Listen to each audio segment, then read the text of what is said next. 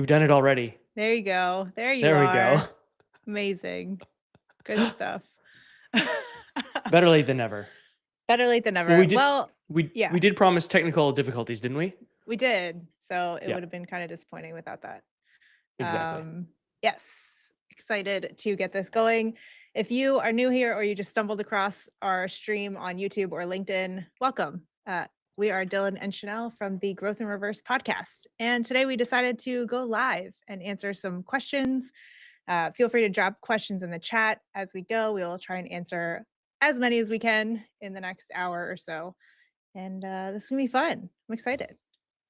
Yes, as am I. As am I. I think we'll get through. Yeah, we'll get through a decent amount of questions. I think. I hope. And if for nothing else, we will just start talking about Thanksgiving desserts. So and Yes, rating our all of favorite. the So pie. yeah, Yes, exactly. yes. Yeah, and you've already had Thanksgiving because you live in Canada. So that's fun. Yeah, it's like rear view mirror and then some, month and a half ago. So yeah, Oh we've had it. man. It's been a little while since we celebrated with turkey. That's great. Yeah. Awesome. I think we're operating at like a 30-second lag, which we're excited about. So this will be fun. We're trying to keep up with all the chat and everything. I see some people commenting over here, so that's super fun. Thanks for joining, guys. I see Kat, Matthew, Renga, bunch of Growth and Reverse Pro folks in here. Heyo. Awesome. This is going to be fun. Very, very cool. All right. So what we've done, we have solicited questions from you guys over the last couple weeks via the email list and LinkedIn, all of the places. So we're going to kind of jump into some of those, and then we'll be answering some from the chat as well. So I'm excited to do this. What did I miss, Dylan? Did you want to talk about your little promo code or have you not? Am I spoiling something here? Yeah, so I was not going to do a Black Friday anything. Like I thought about it a month ago and I was like, yes, I should do it. And then I was like, no, I don't want to do that. And then Dylan was like, yeah, you are. So I was like, okay. Uh, so let me see if this works. I set this up. Nope, that's the wrong one. This That's a good link though one. too. So I have a product called the Growth Vault, and essentially I find all these really interesting growth optimization tips that you can use from other creators, and I record quick videos and like showcase how you can do this for yourself too. So it's called the Growth Vault. There's probably 30 or so videos in there at this point, and it's continuously being added to. I just added 3 this morning, so you can get $50 off with the code LIVE, and if you click that, I don't know if it's actually going to work. Well, Can growth you in go to reverse. growth and Yeah, growthinreverse.com/vault. I will add yeah. that too. Yeah, and you can grab $50 off. It's only available while we're live on the call, so it will Yeah. expire. I think it's 2:30 Eastern that code expires. So So good luck. everybody who may be watching this tomorrow, next week, whenever, Sorry, sorry, but there's benefits to showing up live. So there you there go. are. Yeah. Oh, so good. Cool. So should we get into some questions? Yes, let's do it. What do you think? Okay. So maybe for those who don't know, Chanel runs the Growth in Reverse newsletter. She's been doing that for, geez, coming up on, I want to say 3 years. 3 years Yeah. in like 9 days. Yeah. Yeah. Yes. And I run the Growth Currency newsletter, which will be about 5 years in January, roughly. And so we started a podcast a year ago. This is kind of a sort of a celebratory episode where we're like, hey, after a year of podcasting, we should try a live episode. And we may or may not live to regret it or just enjoy it and do it again in the future. But we published every week for the last year. So we're answering questions all about newsletters, newsletter growth, even podcasting questions since, we've done it for a year. And we sort of know what we're doing, but also very much don't. So we're happy to entertain any questions around that as well. Yes. And thanks, Kat, for stating the obvious that I could just throw the link into the chat on YouTube. Thank you. So That is that's something we can do. appreciate Rookie live broadcasters right here. Oh, good stuff. Good stuff. Cool. Where do you want to start here, Dylan? I know we have some questions in a Google We've got Doc, and some then we got some this morning too. Yeah. So again, feel free to drop any questions in the chat. We'll try to answer those in priority. But we have teed up a few here that came through over the last week or two since we promoted this episode. One of the first ones, I think, and this might cover the answers to this might actually cover a few of the other questions we've had come in that were kind of around the same line. And Terry, actually from our community, Terry, I don't want to say her last name because I might butcher it. But Terry Lanier, from our I community, think. yeah, okay. I was gonna do the English version of it. She's a member of the Growth Reverse Pro community, a friend of ours. We've hung out in person in real life. She asked us she'd love to see the full range of metrics from return on investment ROI to ROF, which is the what she coins as the return on fun. And so I for me, the return on fun has been kind of like infinite because like it's been a lot of fun doing the podcast. It's been a whole new venture for us. I think we both wanted to do podcasts for a long time. And the opportunity just kind of serendipitously arose that we could kind of join forces and do this together. So for me, it's been a lot of fun learning the ins and outs of podcasting and how we can repurpose that content over the year and all that sort of stuff. So and I couldn't imagine somebody better to do it with. So the return on fun is Likewise. definitely infinite.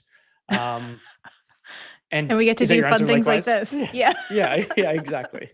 Yeah. Uh, the ROI, I said though, the ROI is a little bit harder to calculate. And Chanel, you're putting more of the investment into this podcast. So I'd be curious, not necessarily even it's really hard to calculate like a direct ROI from doing the podcast, but what are some of the things that you've noticed from the last year of publishing this, where you're like, I think the podcast has actually benefited me or us in this way? Yeah. So I think that it just builds trust faster than written content ever will. We launched the podcast in December of last year, and I went to a conference in February. So, like 3 months in, and probably 90% of the people that ran up to me was like, "Hey, I love your podcast." Like, they didn't even mention the newsletter. And I'm like, I spend like 40 hours a week on those deep dives and nobody mentioned them. They just mentioned the podcast. And I was like, this is not, I mean, it's awesome. Don't get me wrong. It was just like very eye opening, I think. So there's something about being able to see us like make mistakes live on air or talk about personal things that we might not have talked about in like a more professional written piece of content that I think Mhm. really builds that community aspect to it. Yep, absolutely. I think from a direct monetization standpoint, we had a sponsor in the beginning for the first, 5 or 6 episodes, and all of the other revenue essentially has come indirectly from, as many of you know, like top of funnel content is notoriously hard to attribute revenue to. So that's a lot of what this is. Sure, we've gotten some probably growth vault sales from the podcast and some growth reverse pro members and stuff like that. But like Kat's saying here, video does build trust really fast. So for me, it's kind of like the foundation of building trust is writing, proving that you can think, you can write out your thoughts and share those on the page or on the screen is kind of the base, the foundation. The next step up is like audio. You're building more trust when people can hear your voice. So they're putting, a sound to your writing. They can't put a face to it yet, but they can put like this kind of like your voice to it, right? And your Mhm. inflections and your tone and all that sort of thing. And then to me, the third highest level of trust is the video, video plus audio. So now you've got this stack, this layer of written, audio, and then video all in one, where people can now see you and feel like they know you that much more because they see your face, hear your voice, and they can relate all that when they read your writing as well. And then the one thing I didn't actually think about before, I'm like, that's the peak, that's the pinnacle. But no, the peak is in person, right? Like when Yeah. you meet somebody in person, when you're a speaker at a conference, like you've done, Chanel, many times, when you are just going to a conference, like you and I both did in Boise for crafting commerce this past June, it just builds that much more trust with people when you can interface face to face with those people.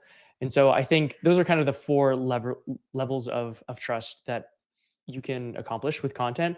And really, the first three, you don't even have to meet people in person. You can do it. But I think it really comes down to um, the video audio aspect. So that Yeah. is my long winded way of saying the ROI is hard to calculate, but it's definitely there. Yeah, I agree with you. I think the other cool thing about video is that, we can come on here and talk about interesting things we're seeing or how we think about a certain piece of this puzzle. And then we can turn that transcript into a blog post. And it's so much easier because we've now thought through it together in a way Yeah, versus me sitting there in my like basement office by myself, like typing things out. I'm like, well, yeah, that's kind of cool. But I don't always have like added context or other questions that you ask. And so it's really interesting to have someone to bounce ideas off like that. And I think that's almost invaluable in a way. it really is. It's a collaboration, and it's like one plus one doesn't necessarily equal two. It equals six or seven in this case, where Yeah. we're getting value from having our multiple thoughts bouncing off each other too. Yeah.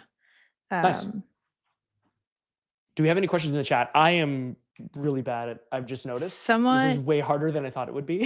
I can't even find the live stream. uh, so Lao7 said, do you think it's mandatory? Oh, it's moved. Oh Do no. you think it's mandatory for newsletter writers to also have a podcast video channel to succeed as a professional creator? Oh, I think over time it's probably helpful. You don't have to, it's not mandatory, but I think after a while, after you've mastered like the systems and being able to actually put out a piece of content every week, I think it's beneficial to have something like this so that you can collaborate and do more I don't know, interactive type of things, but I would highly recommend focusing on one in the beginning, like focus on Hmm. figuring out your writing things first, like the format, make sure your audience loves the content before you spread your wings and go onto another platform first. Yep. Yeah, I agree for the most part. I think there's some people who might find themselves actually more comfortable though on camera, or Totally. in audio than writing. So maybe you don't love writing, but you do love showing up in short form video or doing even maybe long form video or maybe long form podcasting. So whatever your mode, your main mode is, your preference, your preferred way to communicate, go with Mhm. that, leverage the platforms that can highlight those skills that you have. And then once you kind of got those nailed, then you can adapt and grow. And yes, we always recommend newsletters because email is just so valuable, and having a growing email list is super valuable. So you do want to think about that while maybe you're doing short form video or an audio podcast. Um, but really, once you've got that main message and that main platform nailed, then you can really branch out to the other things. Okay, so I just realized I don't think LinkedIn chat is coming through here. So Oh no, Terry okay. is live on LinkedIn and she said it's loan yay. Like the bank gives you a loan and says yay, and you say yay. Okay. Lonier. So Okay. interesting. Um, Kinda like and Kanye, then yeah, no? Angeline So, had a comment about your trust pyramid idea and said this is almost like a pyramid from bottom to top, written, audio, video, in person. So I think that's exactly what you got to at a certain point. yeah, that's kind of when I was visualizing what I was saying in my head, Yeah. that was kind of what I was thinking. The hierarchy of needs sort of pyramid, the base of that would be, in this case, the writing And then for lots of people trust. are saying happy Thanksgiving. So happy Thanksgiving to you all as well. Thank you. Yes, Yes. yes. Anybody else looking forward to a full day of football, or no, just Heck me? yeah. There we go. Go Are the Bears playing, Bears. Chanel? They're playing Friday. Oh, okay, right. Day of the Friday game. Yeah. That will be fun. Yep. All right, what else we got going on? Okay. Do you want to keep going through some of the ones that we got there, or we have I some in do the because chat too? Okay. I mean, you can pull up some from the chat. I'm Go for it. full on cannot find. Yeah, The yeah. chat doesn't work for me. I can't see Okay. it. So let's do one from the doc here. I want to pull up another one from another Growth Inverse Pro member. Nope, sorry, I lied. Totally lied. Let's pull up one from Tom Gibson. He asked us in my LinkedIn post about this episode. He said, "Which part of the workflow have you stopped doing or plan to stop doing?" My assumption is he's talking about for the podcast. So, do you want to field a little bit of this one first, Chanel, or do you have thoughts, or do you want me to dive in? Somebody was like, "Wait, Chanel's a Bears fan?" And I said, "Yes." So I was just putting that in there. Yes, Eagles are Okay, my second team because it's a home team, but the Bears have always been my first real football team. So because you were they're born and playing raised the in Chicago, Eagles, right? and I'm very it's gonna be a tough day. But yeah. Yeah, that'll be a tough one. Yeah. And So you were not born and raised in Chicago, I correct? was born in Illinois, but I was Okay. only there for like a year. So I don't remember any of Okay. it, but my mom was a big Bears fan. So There thus you go. the Bears. There it is. Yep. Okay, so did you hear my question about the No, I workflow? did not. Okay, Sorry. okay. So Tom asked, which part of the workflow have you stopped doing or plan to stop doing? And I'm assuming he was talking about the podcast because that was kind of the premise of my post on on LinkedIn for this question for these questions. So what do you think in terms of the workflow? I feel like we're doing even more than we were. Yeah, well, because you've kind of started to take over the editing process. Hmm. So that was different. But Yeah. um sorry. Okay. Uh but I think one of the things aside from the editing, I think what we're going to try and do more of in the new year is just like tell stories of like community members and like have really interesting people on. It's so fun for me and you to like figure out a topic and talk through that ourselves and not have anyone else on there, but it's also like kind of a lot to figure out logistically Hmm. of like what are we going to talk about this week? Oh wait, now we have to make notes. And like there's just a lot that goes into it whereas if you're talking about someone else it's kind of easier especially if you've already written a deep dive about them or know their Yes. story. So, Yeah, that's very yeah. true. Um, to just to speak to like the I guess the behind the scenes stuff, I think the definitely the kind of podcast editing that I've taken on has been kind of added to the workflow, but in the Yes. same way I've really enjoyed learning how to do the podcast editing. We had an editor for the first 7 or 8 or 8 or 9 months really, for Yeah. the first 8 or 9 months of the podcast, and we have simplified our edits. They're maybe not quite as fancy, They're as we definitely had not our as editor fancy, but doing. that's okay. No. Yeah, Tim but, Tim was a very, good editor in that respect of being yeah. able to, like, put all this crazy work into it that probably takes him, like, 3 seconds where it would take us, like, 2 hours. So, Mhm, yeah. mhm. But now it's been a lot of fun kind of cutting up the intros and that sort of thing. So I've enjoyed that. So that's something we have not stopped doing. We've actually added to our plate. Is there anything that we have planned or that we've stopped doing that or plan to stop doing in terms of the podcast production? Well, we're not putting out an episode in December, if that True. is what you're Yeah. alluding to. We decided Yep. just to, like, take a couple weeks off, start focusing on, improving the community and new group Hmm. coaching product and so that kinda thing. So yeah, I'm excited to kind of just chill for a little bit and obviously it won't be chill, but it'll be different and we'll come back Yes. in early 2026. Yeah. Yeah. No, we'll be back with a vengeance. Yes. No, it should be Okay. fun. Um, I've got a few other questions here that are kind of in the same vein as Terry's question. Like, what were the biggest benefits of doing the pod? That sort of thing. I think we've kind of touched on those, so I don't want to, hammer those home. But another question here, unless there's one you can pull up from the chat that you want to address. I'm trying to find a But good one, so go for it. okay, okay. So, the question here was, what would you do differently if you were starting in 2026? So, what would you do differently? Um, from again, I believe this was a podcast directed question because the first part of the question was what were the biggest benefits of doing the podcast, and then what would you do differently? Well, we when we started, we had like 8 episodes in the can ready to go. And then, I would keep canceling on Dylan. I'm like, well, I don't want to do it this week. I don't want to do it this week. And then here we are, like trying to figure out one for that exact week. So we've completely like our lead time is completely disintegrated.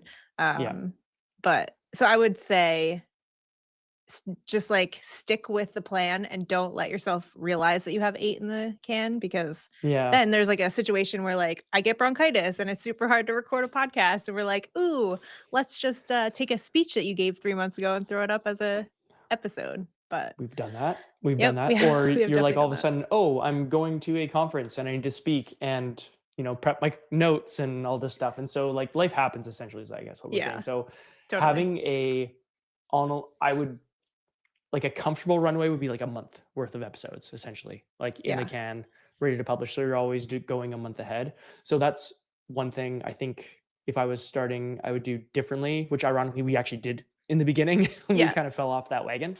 So, but that would be a great recommendation. Same thing goes for newsletters too. Like I wouldn't start a brand new newsletter without like having maybe a month's worth of editions ready to fire off. Yep. So, to relate this to newsletters, I think that all goes the same way for like planning your content and thinking through. You don't have to have every word written necessarily, but at least knowing like what topics you're going to cover for the next 4 to 6 weeks, who you're going to feature, any promotions you might be running, anything like that, being able to plan those out and think them through. And I know this sounds probably super obvious, but sometimes the most obvious things we just sort of ignore and Yeah. fly by the seat of our pants when a little bit of planning can go a long way. Yep. This goes for Yeah. everything too. Podcast, Hmm. newsletter, anything you got going on. Yeah. 100%. All right. Right. Um, we did that one. Sorry, I was trying to go through and then I got distracted by LinkedIn comments. Uh, Oh this is no. Okay. hard. Okay. Yeah. We need a producer. I know. Um, and then as soon as someone comments, it like messes me up of trying to find. Okay, Yes.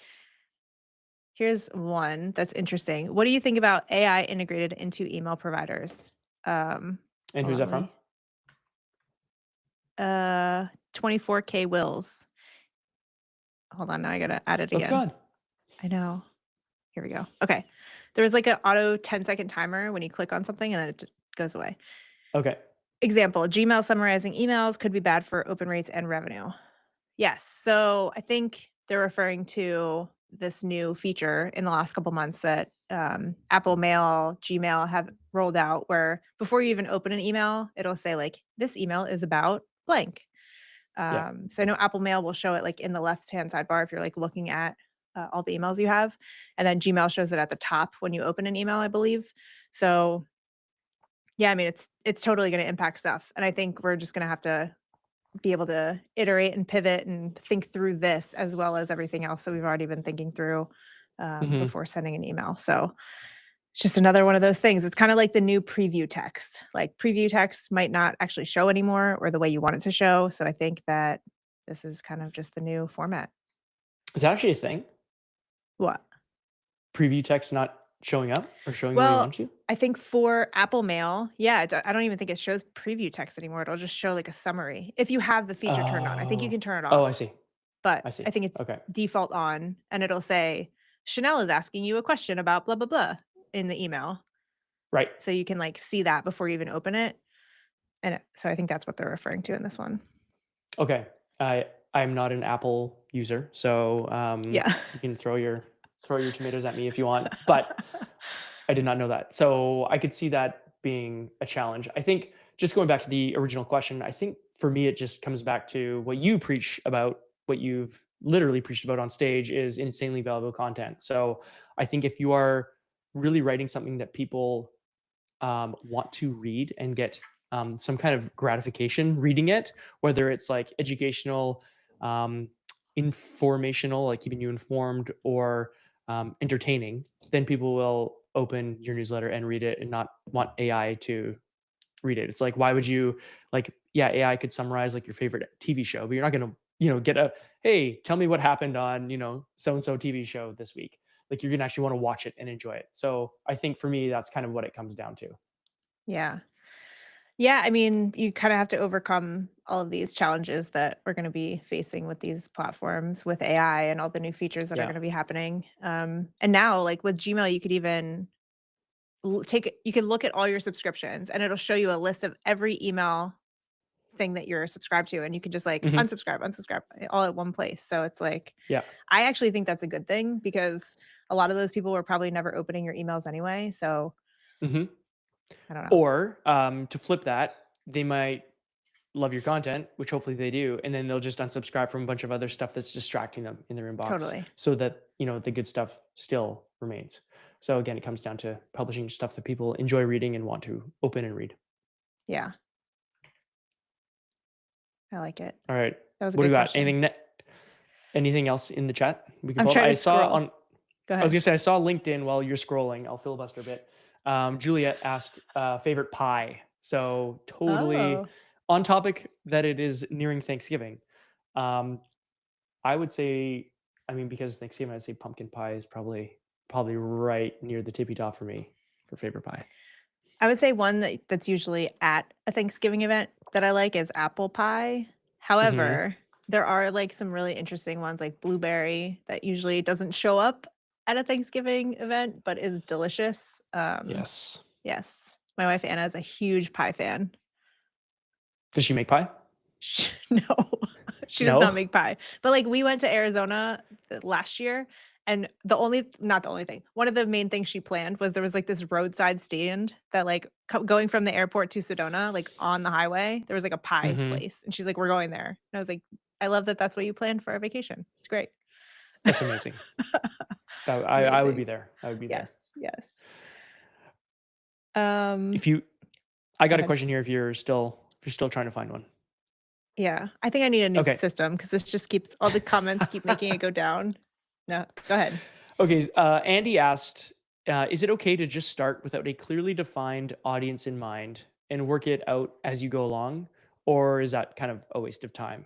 And he says he's already launched his newsletter on Substack, but he's still, pretty vague on who exactly it's for. And so I related a lot to this question because unlike you, who published like this really smart concept for a newsletter on your very first try.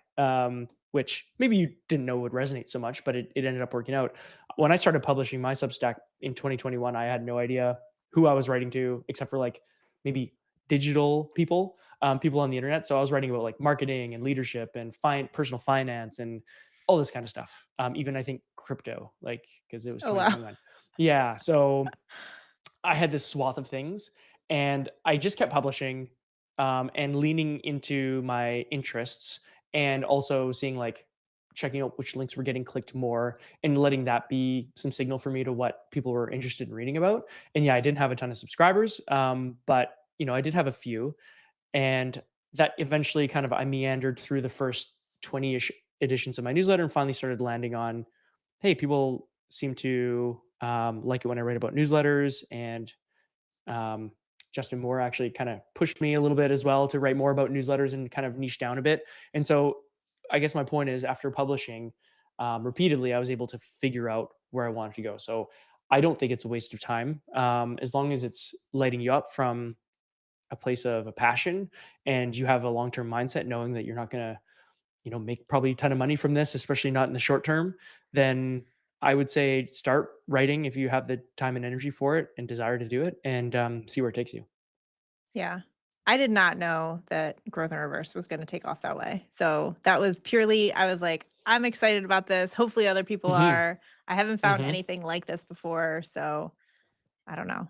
We all start Yeah. from 0, and it just happened to be a good idea. Although, I will say, just to remind you, I had started a gardening blog, a blog about my paying off my student loans, a blog about quitting my day job, and this was the first thing that stuck. So I've been at this for a while. So don't think that I Yes. came out of the gates swinging. Like, this is not a new thing for me.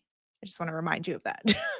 Agreed. Yeah, I can relate a little bit to that. I had a music blog 15 years ago, like nice. when WordPress was like the thing, WordPress blogs, and I had a health, I guess, blog, which I had no place writing about because I'm definitely not in the health space or really licensed to write about it. But that was just another passion thing I was doing. But eventually did land on this, and it's also stuck. So sometimes it takes a few at bats, right? Yeah, totally. Yeah. Keep going. Just follow what you're enjoying. It doesn't have to be perfect or a business from day one. And Hmm. honestly, if you can do it on the side for a while before figuring out monetization, I feel like it's going to be built on stronger foundations anyway. So Yeah, I agree. I've got another one unless you want to pull any in. go for it.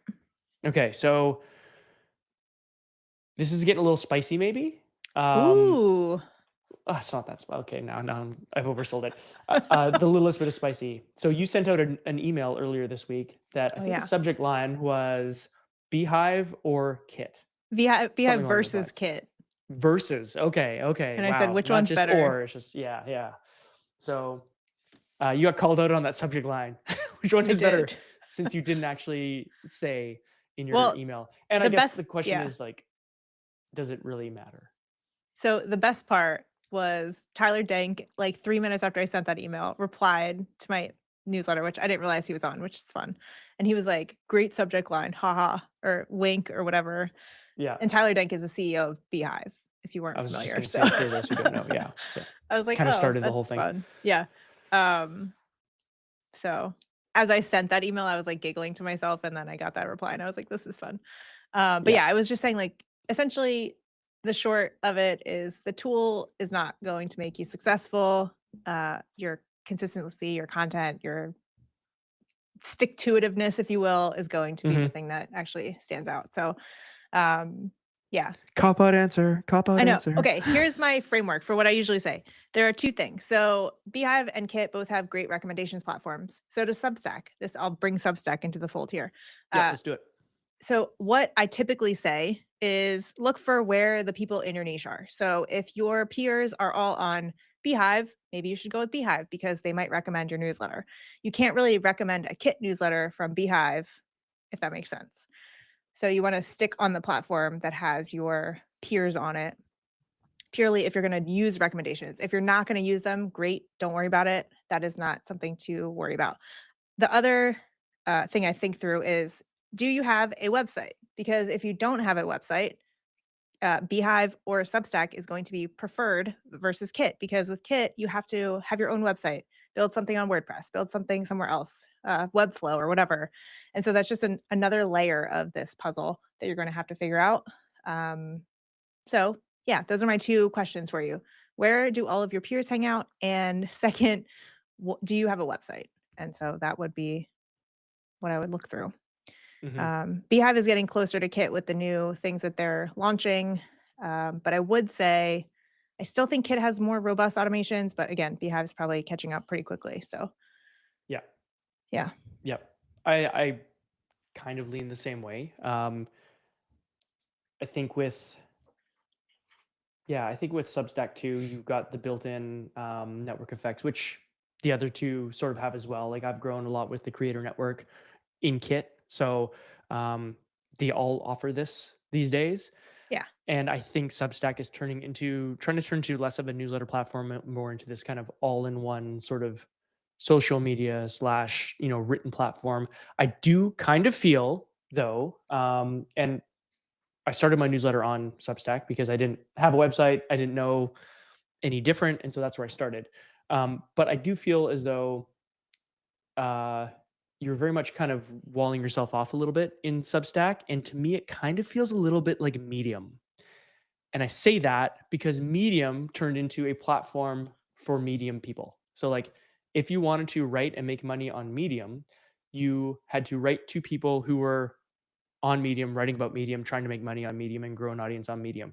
And it just turns into this kind of, I'm not saying this is all Substack. I know there's a lot of really good writers on there and people doing different things, but I feel as though it's got a little bit of that in it where um, the content that really kind of rises to the top can sort of have that, I don't know, feeling.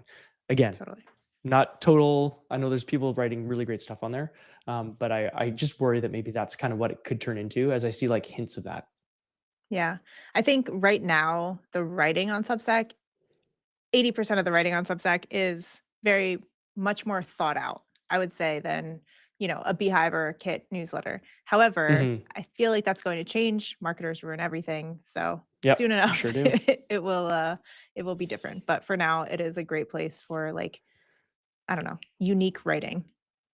Yep, that's fair. Yeah. And that's why I think Louis Grenier says everyone hates marketers or something along Yes, those lines. totally. Yeah, yeah. Ruin everything.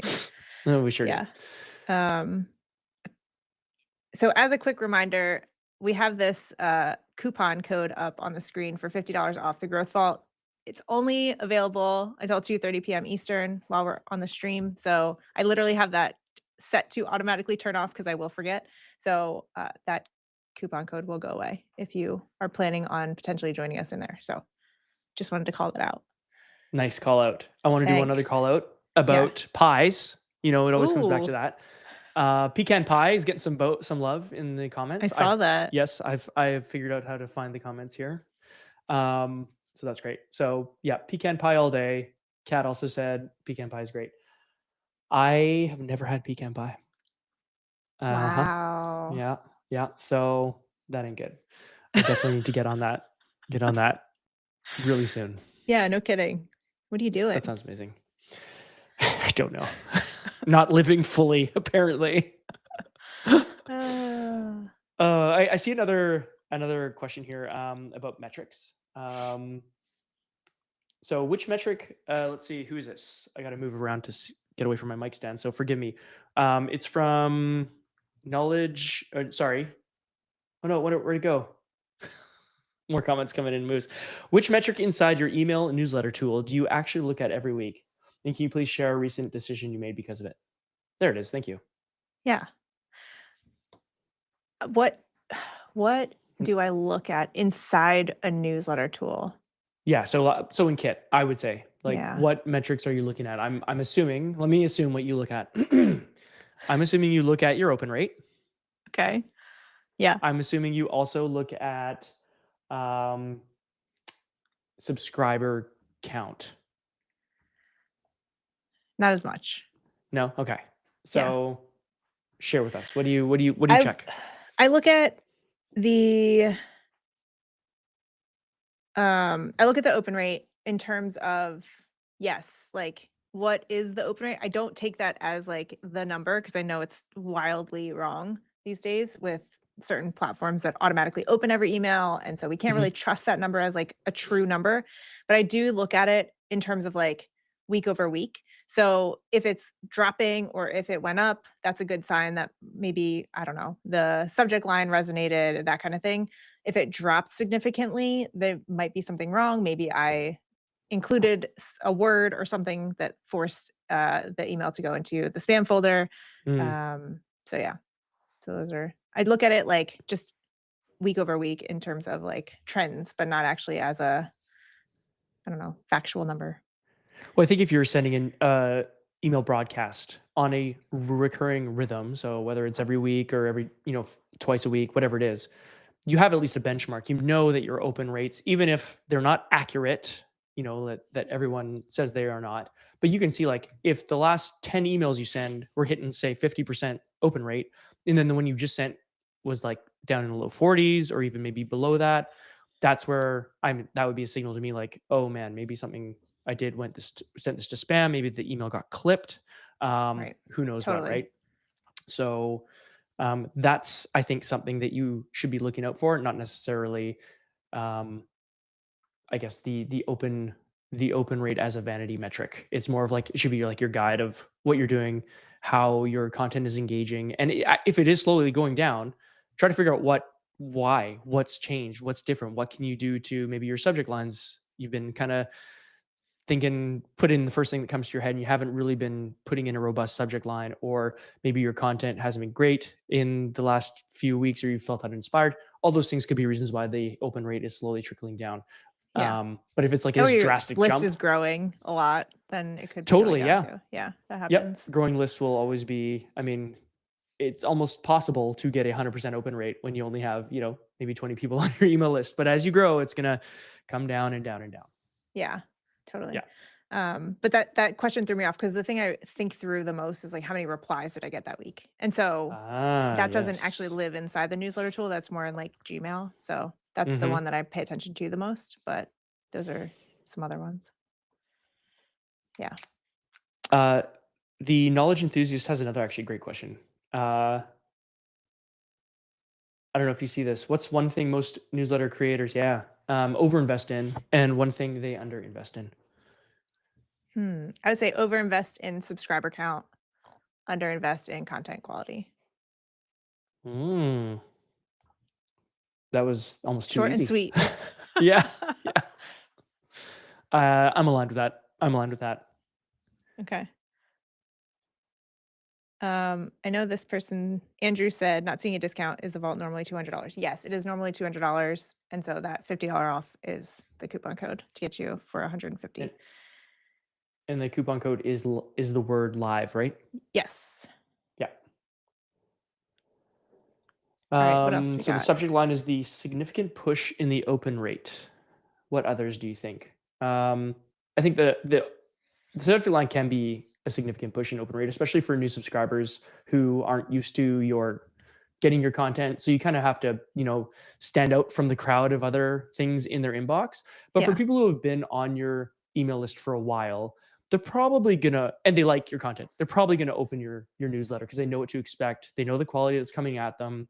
And and again, if it's good, they'll open it regardless of your subject line for the most part.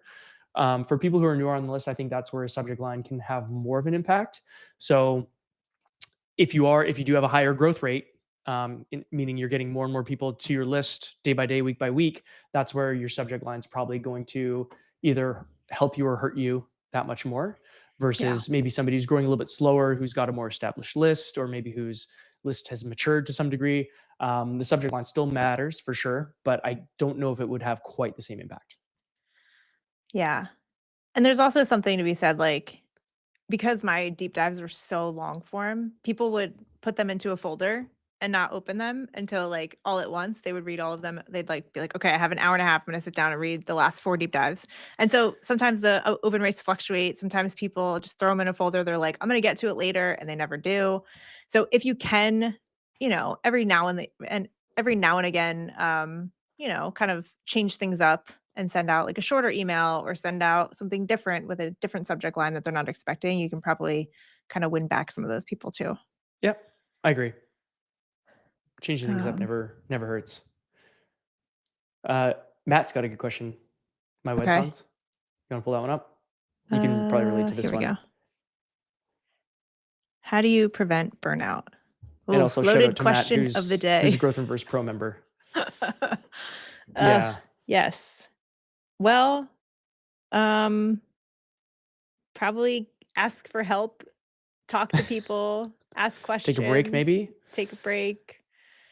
Um, so for context, I ran like a Facebook ads business essentially back in 2020, well, 2017 to 2021 and a half, 2022, and did really well during COVID.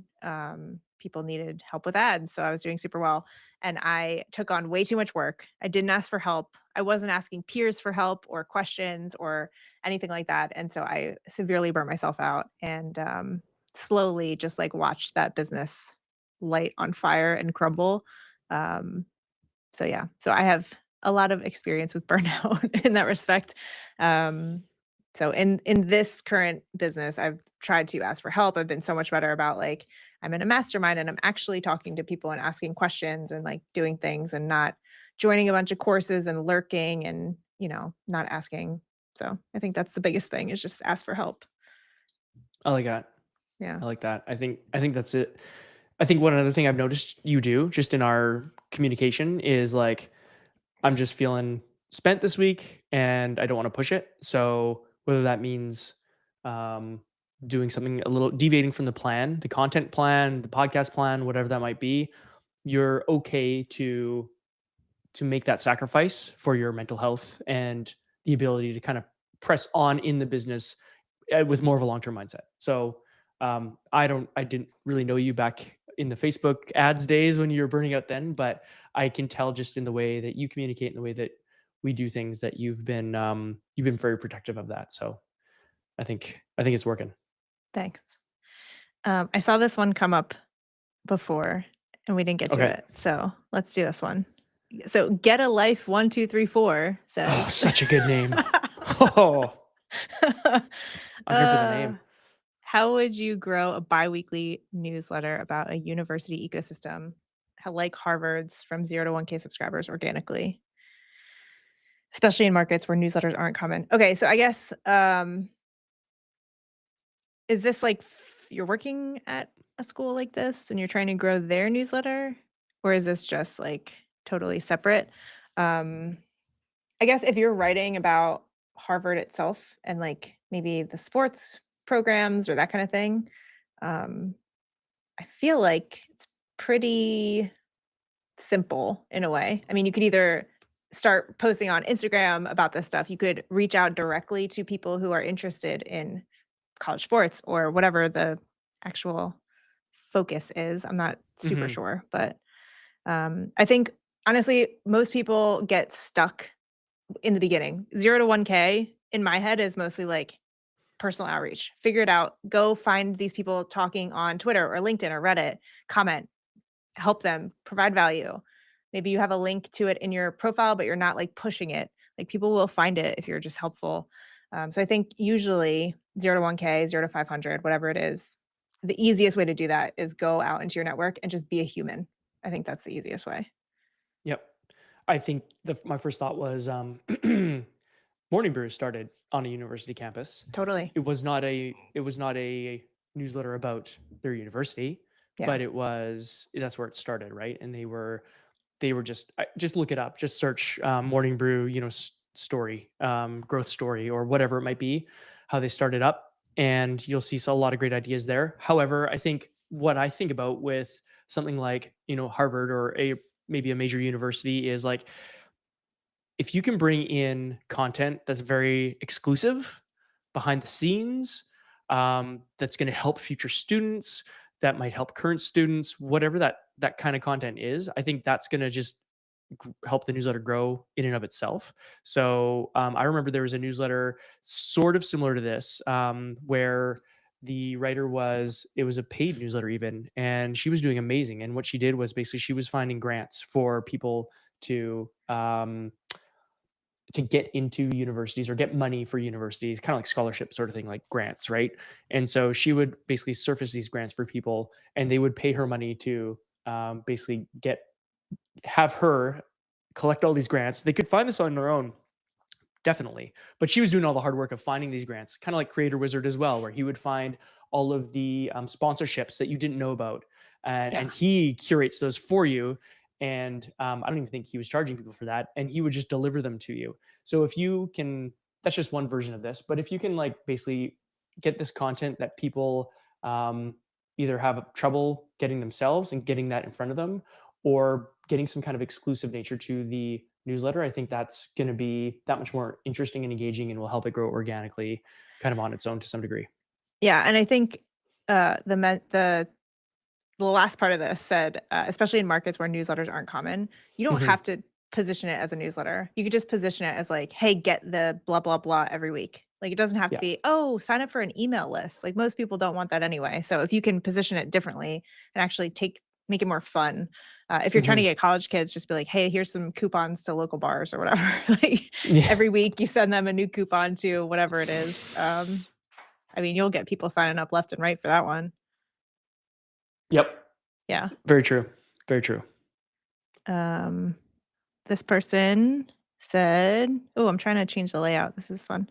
What was your first digital marketing role?" So I had mentioned that I was working doing Facebook ads, but I actually worked at AAA, like the towing company in America, and I was doing Google ads for them for a long time. So yeah, That's how you that's a got short. good at it.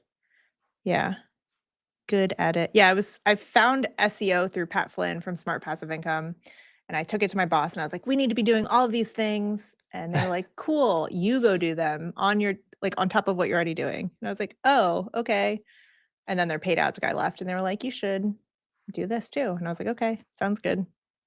Nice. Yeah. And the rest is history. Yeah. The Here we rest are. is history. I scrolled up and I saw one question here from Asunami. I'm not sure how to exactly pronounce Okay. that. It's about what? Yes, that's it. What advice do you have for people that say, I know I need a newsletter, but I'm terrified of starting? What if I run out of things to write and I disappoint myself and others? I know I need a newsletter. Okay. Yeah, I would just Okay, my best advice for this one, if you have an idea of something you wanna write about, I'm gonna hide this. This is huge on the screen. Uh, It's really big. if you have an idea of what you wanna write about, just make a list of, like try and come up with 30 ideas, 30 topics that you could potentially write about. Make that list, just, like, brain dump them into a Google Sheet or whatever.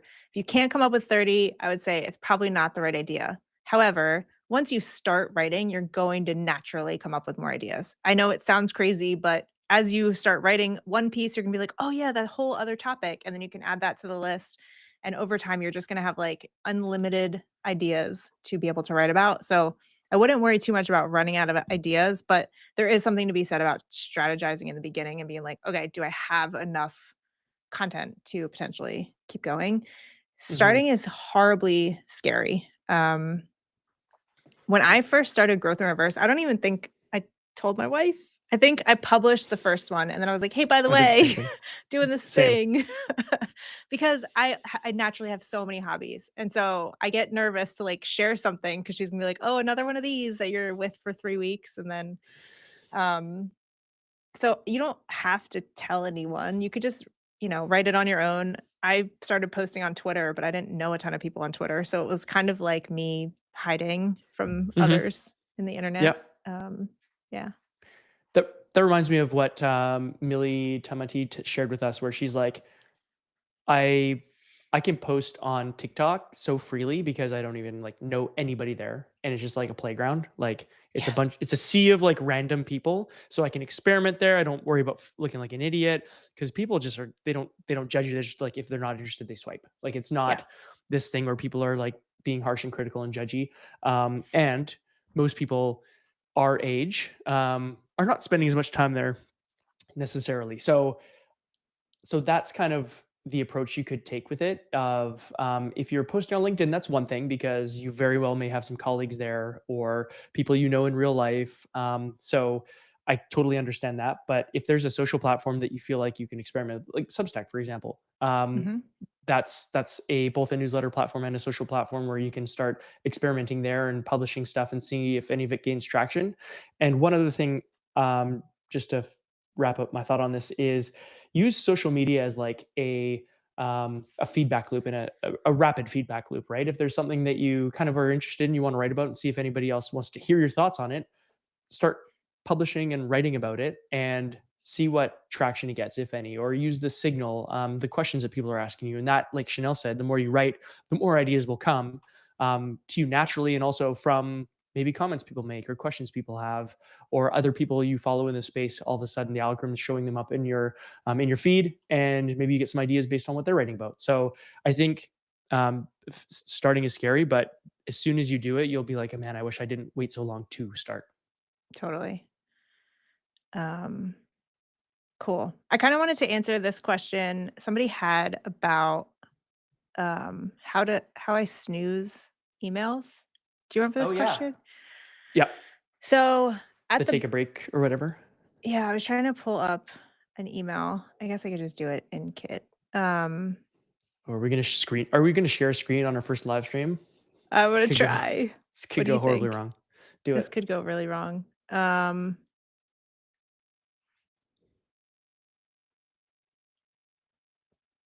Okay. This Or is a don't. recent sorry, I was trying to find a good email. So fun. Trying not to share my Gmail screen. Okay. All right. So at the bottom, wait. Can't see anything yet. I know. I gotta hit the share button. I'm like a boomer with this stuff. Hold on. Screen. Entire screen. Oh boy. You're gonna see yourself real quick. All right. That's Okay. okay. So this is one of the community emails that we send out. And so at the bottom, you can do something like, oh wait, this isn't the right one. But anyway, Oh, so no. at the bottom of my emails, it'll say like, do you want to skip like snooze these emails for 30 days? And so you can click here and to snooze the email. And so essentially what I do is I send them over to this form.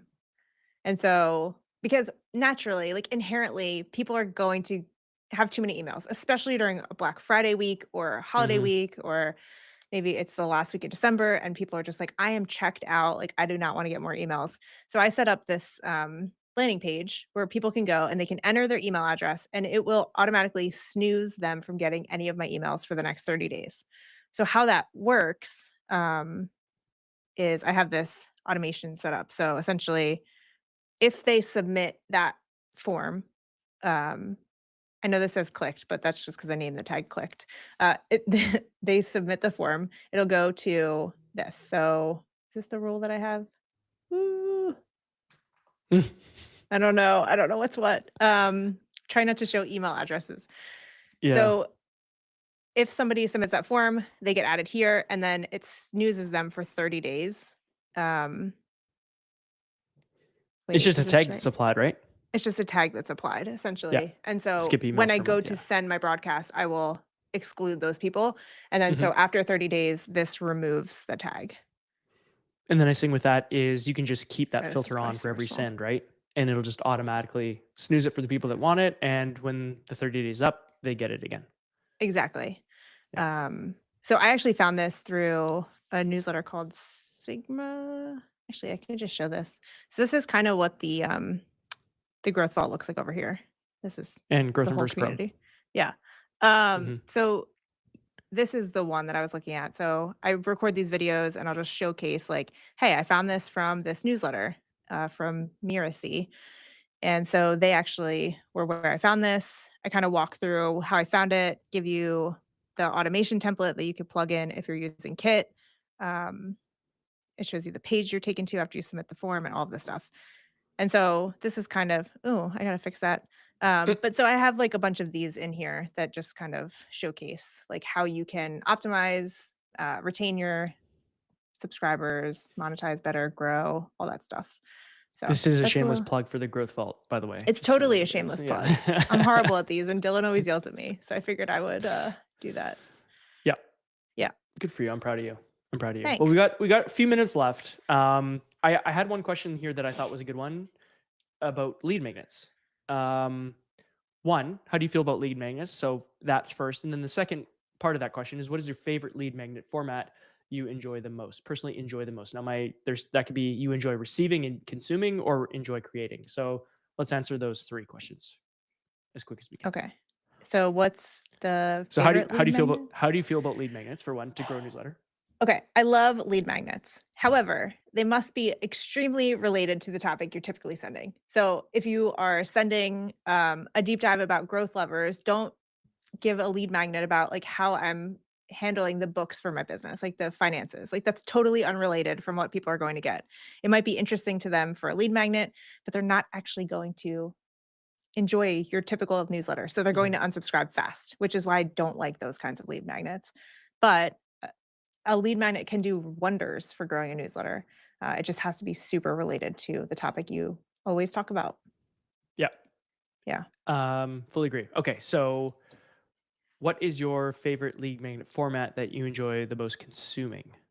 Like ones you find yourself like downloading a lead magnet or getting access to it and actually using. I like a workshop recording of something that's actually very valuable or an email That solves a course. specific problem Yeah. essentially. Yeah. Mhm. Or an email course. Email course. Email course is my favorite as a creator. I want to create one of these for myself. Haven't done it yet, but will do. But Okay. for creators, I think an email course is probably the highest impact thing you can do just because you're teaching people to open your emails and it's getting sent every day. Typically, you're like, if it's a Mhm. 7-day email course, for the next 7 days, they're going to get an email from you. They're going to learn to open the email. They're going to learn to take action from that email. And so I think that is just like setting the relationship between you and your subscriber off on the best foot possible. Yes, I Yeah. agree. There's one other lead magnet that's kind of popped up in the last year-ish, or type of lead Ah, magnet, and that's AI bot lead magnets. GPTs, yeah. So yeah, GPTs, exactly. That's the right word. You've created a few for the community, like, and I think in the Growth Vault, if I'm not mistaken, there's the is the hook helper in there? It's not, but I will put it in It's not? there. Okay. So Chanel created this great custom GPT with ChatGPT called Hook Helper. And so the premise of this is you put in a LinkedIn Such a unique post name, huh? that has, yeah, hey, it works. It's clear, right? Mhm. Um, you put in a LinkedIn post that didn't perform with you or perform very well for you, or maybe you have a draft of a LinkedIn post you want to post, but you want to make sure that people actually click on it and read it, engage with it. So you plug it into Chanel's hook helper, and it will give you some different iterations of how you could craft a hook for that post. So it's not writing the whole post for you, but it's just giving you some ideas that you could use maybe to at least get people's attention, or you could modify them, what have you. And I've found it very useful to like not necessarily just always copy and paste the answer, but think about my post from a different angle. And usually, if it doesn't, surface a great hook that I can essentially copy and paste, I will come up with one on my own based on what it's presented to me. So, Hook Helper is really cool. So that's one example of how Chanel could use that as a lead magnet if she wanted to. It's somewhat relevant to her content. Maybe not directly relevant, but you've got Kind of. another custom GPT you created recently about landing pages and how to make those convert better. So that might be a better lead magnet for you to use. Yeah, probably. But yeah, these GPTs are pretty wild and very functional and tactical if they're built properly. And I think there's a just gonna be a whole new opportunity for creators to use those to grow their email lists. Yeah, I agree. Caitlin Burgoyne is someone who does this really, really well. Hmm. Um, and so if you don't know Caitlin, go to learnwhywebuy.com. Her newsletter's Learnwhywebuy.com. Yeah, amazing. Such good stuff. I was trying to find this other question. Are you done with that question? I know we're at time, I'm, but I'm this done. person, Done with it. you're done. Okay. This one, wow, it's like right over our heads. Okay. Anyway, a service-based business, landscaping, house cleaning, etc., with local customers, sees value in a newsletter but doesn't want to compete with events media. How would you do it? Okay. So I would say, is there, oh, did I hide it too quick? Yeah, you did. Sorry. Okay. There we go. Uh, so if you have a service business like landscaping, house cleaning, you have local customers. I think I would follow kind of like there's this guy named Matt Giovanisi. He has Mm, swimuniversity.com. Now he doesn't sell locally, but I think the content play that he does and like how he presents his content is so good. And I think that a local business could do something similar. I actually recently, we had wasps in our basement. This is so random, but I'm going to tell you the story because I think it's so on point. Okay, so we had wasps in our basement, and I was like, there has to be a nest. We were getting like 8 or 9 a day, and so I was like looking around the basement. I'm like, where would this nest be? So I went on YouTube and I searched how to find wasp nest in basement or something. And a video came up from this guy and it was super professional. He was walking through this stuff. And I was like, man, I wish I could hire them. I bet these people are so far away. Wouldn't you know that YouTube showed me a video from someone literally in my area, and I hired that company based on that YouTube video.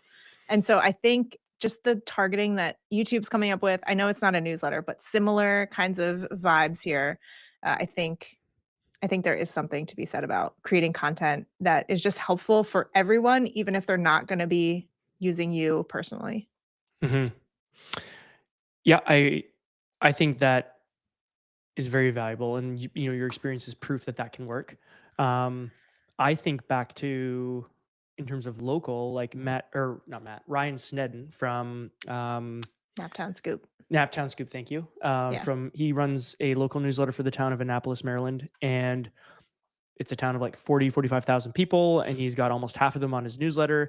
And his goal was not to necessarily run a media business with this local newsletter, but really to actually use it as a marketing tool to promote businesses that he has stake in or that he maybe owns. So he's bought like a luxury toilet rental, if for lack of a better term, which people rent for weddings, for events, right? Like to have like a restroom on site that isn't Yeah. just like an outhouse, which is gross. So he's bought companies like that he promotes in this local newsletter, and of course it's a local business, so the audience is perfect, right?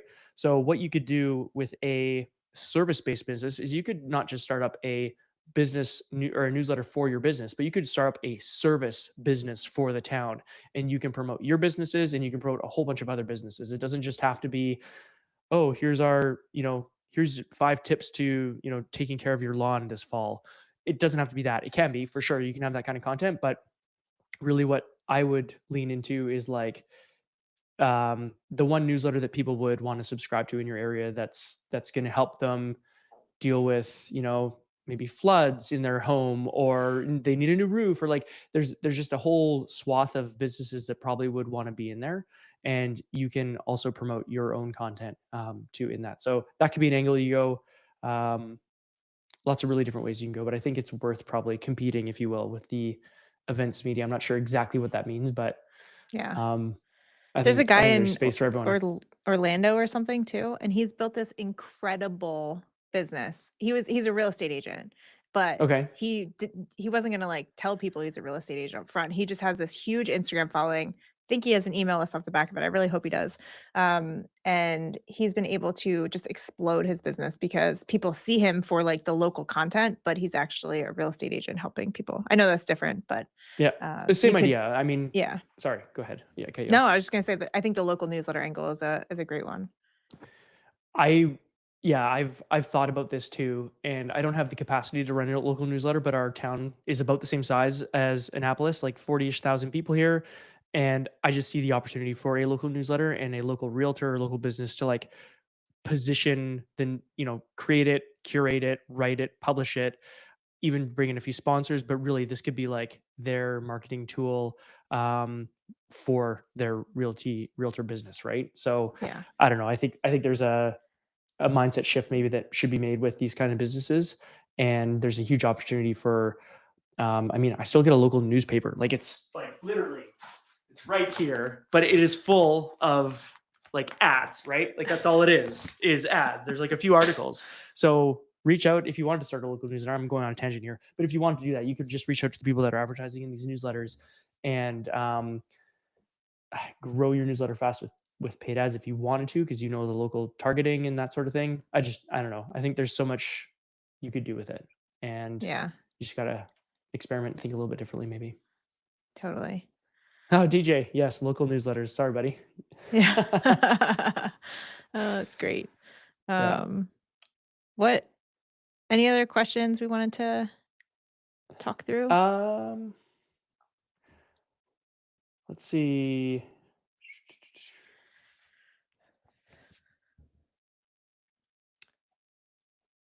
I mean, that's all I'm seeing.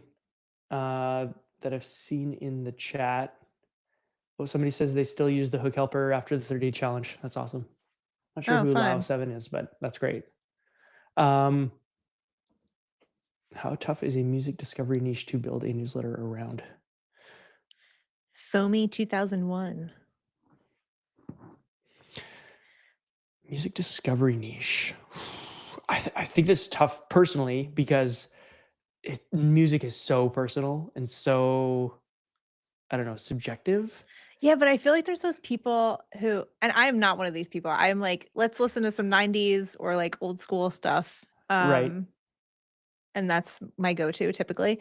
But I feel like there are audiophiles who will actually seek out new music. So they'll like go into like the Hmm. depths of Spotify and look for like people who only have like 100 followers and they're like discover these new artists. So I actually kind of wonder, I feel like you could do this, but it would have to be for that very, very, very specific person, which is a good thing. Yeah. Like niches aren't bad. That's a good thing. You just have to make it explicitly clear that it's not for like me or Dylan, you know? Like, Yeah. it's a very specific type of person. Yeah. I Yeah. think it would be I see that as being a very hard nut to crack. Yeah. Like where do you promote it? Who do you yeah, it could be really tough. Um, for a while I was posting like playlists that I was putting together in my newsletter just for fun because I do Yeah. love music and I'm kind of like one of those people like you mentioned Chanel who likes finding sort of the random artists, but not everybody likes that. Yeah. And so I just kind of stopped putting that in there, but I think it's still something like we talked earlier about finding your passion and writing about that, and you never know, right? Something what you think might just be something you enjoy, you could all of a sudden look at having 10,000 subscribers in a few years if you do it right and you do it well. You never know. So I don't want to say not to try. Um, I think if you love it, you should try it. Just know when to throw in the towel if you're not loving it anymore, or if it's just not getting getting the traction that you thought it would. Yeah. But on the other side of things, there is a newsletter all about 90s culture and stuff that I'm Mhm. like, I'm here for this because this is like my stuff. So, Yeah. yes, it's a very specific niche, but yeah, I mean, I there's a think, whole decade of people born in that. yeah, No, sorry, a decade worth of, people born and growing up in that era that relate to it. So stuff works too. yeah. Alrighty. I think should we wrap there? Yeah, let's do it. Yeah. Okay. We didn't discuss the wrap, did we? Or did we? And I'm missing No, it. Okay. no. I thought for a second you were just gonna go over to the end stream. No, we gotta say bye to everyone. No, no, no. I was gonna Again, panic. you have 20 more minutes to use that coupon code. The code is live.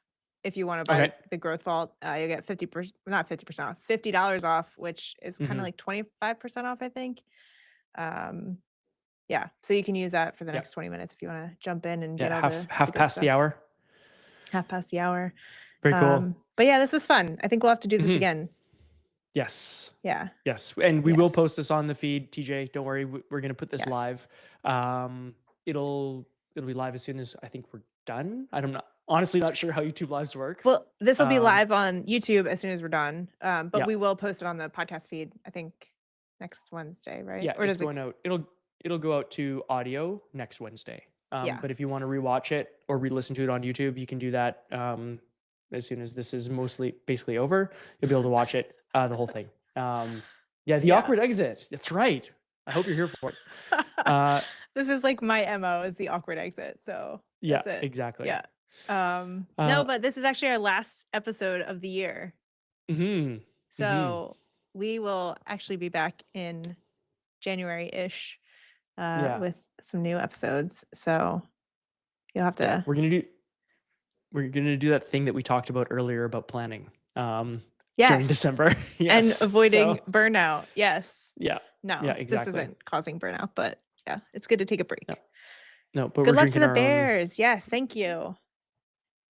I know. This Good will luck be to the Bears, crazy. but If not we the win Eagles. this, Oof. will be shocked. There was a poll, just to end on this note, there was a poll in a newsletter I read, fantasy football poll, saying which is the fakest team right now in the NFL, and the Bears were second. The Jaguars Okay, were we first. didn't win. All No, right. I'll take Jaguars at that. 7-4, the fakest 7-4 record out Yeah. there. The Bears were second with their fakest record at 8-3, but I mean, you got to give them props. They've won 8 games, so. That's crazy. Mm-hmm. Crazy. Anyway, Yep. well, go Bears. Happy Thanksgiving, everyone. If Yep. you haven't already had Thanksgiving a month and a half ago. Yeah. I'm gonna go with pecan pie, so that's There what I'm you gonna do go. next. Yeah. Do it. You'll have to post All about right. how it was. I will. All right. If I can Well, find any. thanks everybody. If you enjoyed this, please subscribe to the YouTube channel so that when we come back in January, you'll start seeing these again. And Mm-hmm. yeah, I guess we'll see you then. It's a pod. See you.